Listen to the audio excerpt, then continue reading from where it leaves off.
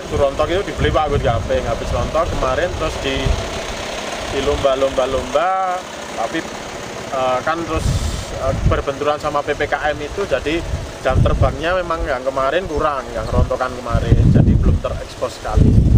Cuma turunnya di event nasional pun masih 3 besar gitu, tapi kan sekarang udah normal lah, PPKM udah nggak ada, terus sekarang udah, dan burung kondisinya juga bagus, habis rontok, terus ini tadi turun perdana ya alhamdulillah langsung bisa podium lah.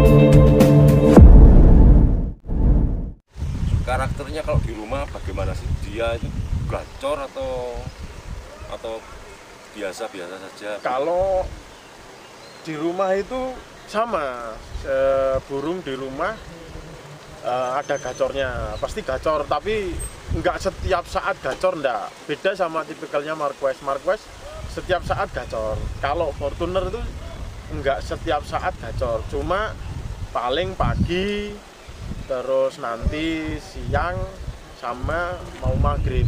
Yang jelas itu kalau habis dia makan pasti bunyi. Dan kalau kaget, kalau tipikalnya burung ini seneng sama keramaian. Jadi kalau rame dia malah seneng. Rasa senang yang ditunjukkan oleh burung ini bagaimana kita bisa mendeteksinya, Mas? Biasanya burung ini bocor sekali. Jadi kalau terlalu bising, misalnya nanti bising itu dia langsung over. Jadi dikira apa ya? Dikira di perlombaan gitu. Jadi modelnya langsung reaktif. Gitu. Keluar semua lagunya keluar semua. Oke, kalau di rumah Mas Rinja ada Fortuner dan ada Marquess, ada murai yang lain nggak, Mas? Ada satu lagi Bintang Jogja. Bintang Jogja itu punya Bos Ronald juga.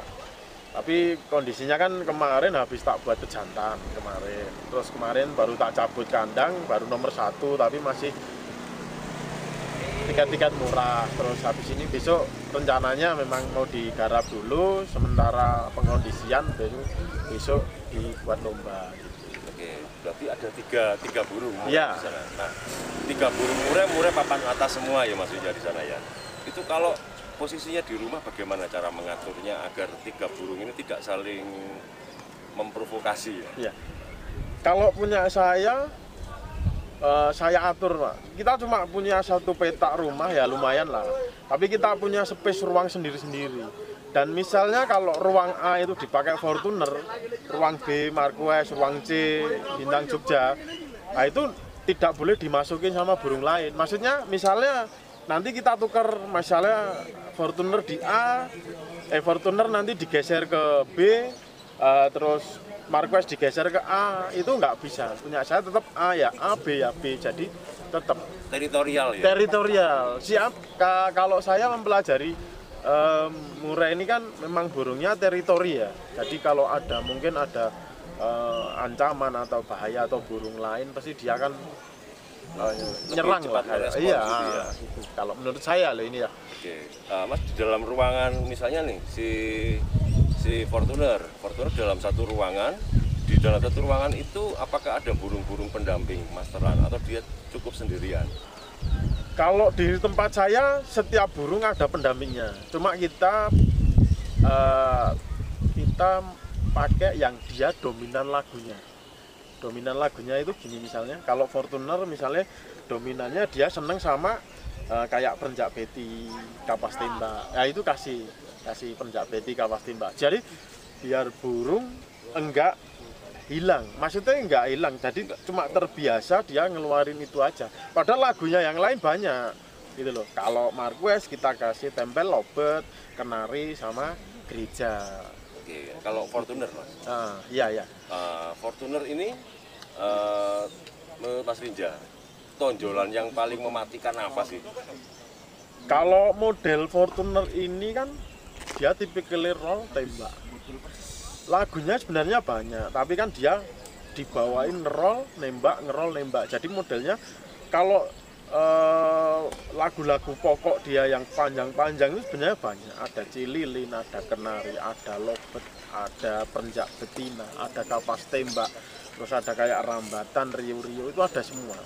Cuman kan dia lebih dominan yang mana yang mau keluar. Kayak tadi kan perenjak beti keluar, terus kapas tembak keluar, terus kayak rambatannya keluar, kalau suara jalak ngerol itu kan semua ada semua.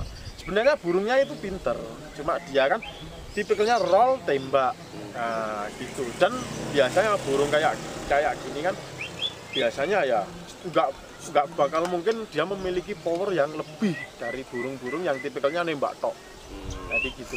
Nembak ngetem, nembak ngetem itu kan biasanya gitu. Jadi harusnya kalau dia kan tipenya ngerol. Jadi burung sekali pukul kan masih panjang. Habis baru kan ditunjang gaya juga kalau ini. Kayaknya kelihatan ya, iya sekali. Nah Mas Rinja, ini untuk Fortuner Mas. Rawatannya bagaimana nih Mas? Dari pagi sampai untuk rawatan hariannya?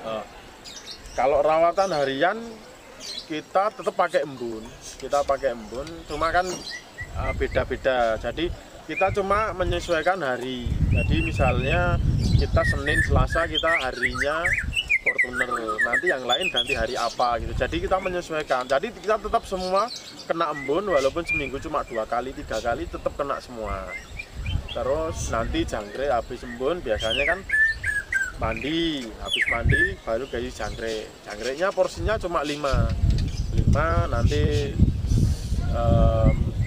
paling jemur kalau ini baru paling 10 menit 15 menit karena bulu baru ya, bulu baru 10 menit 15 menit pun itu untuk matahari paling pagi. Jadi misal jam 6 setengah 7 kan udah hangat kalau sekarang. Habis itu terus masuk angin-angin, yang jelas bersih, yang jelas bersih. Terus nanti angin-angin paling sekitar 20 menit. Lebih seneng angin-anginnya daripada jemurnya, biar burungnya lebih mapan dulu. Terus habis itu kerodong udah. Nanti siang kalau memang ada pemberian ekstra fooding proto gitu, nanti siang biasanya jam 11 jam 12 itu buat tambahan aja. Terus nanti sore lagi kalau sekiranya terlalu kotor mungkin bersihin lagi. Habis itu kasih jangkrik lagi. Udah habis itu kerodong. Ini lebih simpel ya karena tidak manja seperti. Tidak manja. Ya kalau ini soalnya ini dikasih aja langsung habis. Soalnya burungnya cenderung kerakus kalau Fortuner. Itu. Makanya lahap enak rawatannya ya. Ya. Terus kemudian ini Mas, kalau mau main ini Mas, kalau mau lomba persiapannya bagaimana dari rumah, dari Hamin ke berapa? Kalau biasanya mandi terakhir hari Kamis. Kalau Fortuner mandi terakhir hari Kamis, paling jemur sebentar kayak rawatan harian, nanti masuk. Terus nanti hari Jumat itu udah dinaikkan codingnya. Tapi cuma kalau sementara ini cuma masih belum terlalu over, jadi belum dibom. Jadi cuma nanti kita tambahin misalnya tambah 22 gitu, dari 55 jadi 77 gitu. Terus nanti hari Sabtunya H-1 nanti kita tambahin jadi 1 tadi 88. Nanti tetap asupan krotonya H-2 H-1 hari H tetap ada terus. Tuh. Terus nanti pemberian Hongkong itu cuma paling 3 biji sampai maksimal 5 biji tergantung cuaca. Kalau cuaca panas 3 biji, kalau cuacanya ada sahdu ya paling 5, kalau hujan ya paling tambah lagi. kita menyesuaikan cuaca aja kalau untuk pokok. Oke, nah untuk pengkondisian di lapangan hampir sama ya Mas ya, menjauh juga dari Menjauh juga. Burungnya soalnya tipikalnya kan burung kalau udah keluar dari rumah memang burung gacor, pasti gacor. Jadi kalau dengar suara murai lain pasti langsung gacor. Jadi pengkondisiannya tetap jauh, kalau enggak ya kita tetap masuk mobil kalau kita pakai mobil. lebih diusahakan sunyi ya, Iya. tidak mendengar yang lain. Iya, betul. Ada penambahan extra folding lagi nggak Mas di lapangan? Kalau di lapangan paling jangkrik cuma 1 atau 2 lah. Itu udah cukup. Soalnya kalau nanti kalau terlalu banyak bisa kayak besesek lah, itu namanya kayak orang Malah nggak bisa perform bagus kurang ya? ya. Biasanya ngempet di tenaga, soalnya belum terurai, kalau maksudnya belum tercerna itu jangkriknya. Nah Mas, setelah burung seperti itu habis lomba sampai rumah ini Mas, seperti biasanya rawatannya bagaimana Mas supaya netral lagi? Sampai rumah kalau biasanya kalau misal memang kondisinya memungkinkan untuk mandi. Tapi kalau cuma udah malam atau larut ya mending mandinya besok pagi mandi, cuma dikasih pur aja. Nanti ngasihnya habis main 0 makan pur aja sama air, terus nanti habis itu misalnya +1, 2 nanti baru dikasih jangkrik extra folding.